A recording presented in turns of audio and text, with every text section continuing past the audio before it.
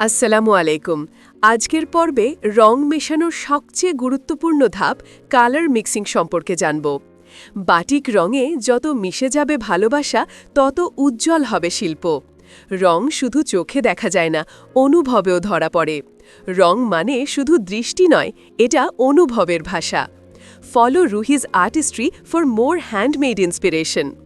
Block বাটিকের সবচেয়ে মজার অংশটা কি জানেন? রং মেশানো।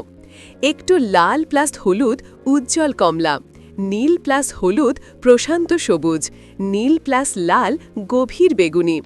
কিন্তু রহস্য হল তাপমাত্রা আর সময়। গরম রঙে থাকে জীবন্ত ভাব, ঠান্ডা রঙে শান্তি। তাই পরের বার যখন ব্লকে রং দেবেন, রঙের সাথে দিবেন আপনার মুড। চলুন শুরু করি কালার মিক্সিংয়ের গুরুত্বপূর্ণ ধাপগুলো। স্টেপ 1, রং বেছে নাও তোমার ডিজাইন অনুযায়ী। উষ্ণ রং ওয়ার্ম টোনস, লাল কমলা হলুদ দেয় প্রাণ শক্তি। ঠান্ডা রং কুল টোনস, নীল সবুজ বেগুনি দেয় প্রশান্তি। স্টেপ 2, ডাই মেশানোর সময় গরম পানি ব্যবহার করো, এতে রং ফ্যাব্রিকে ভালোভাবে বসবে।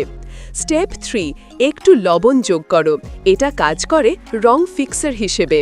স্টেপ 4, যদি হালকা টোন চাও সময় কম রাখো, গাঢ় টোন চাইলে সময় বাড়াও। স্টেপ 5, শেষে কাপড় শুকিয়ে নাও ছায়ায়, সরাসরি রোদে নয়।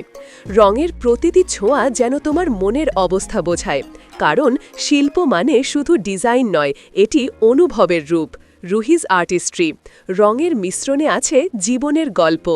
ব্লক বাটিক রঙের জগতে তোমার হাতেই লুকিয়ে আছে নতুন এক সৃষ্টি। Subscribe and follow please.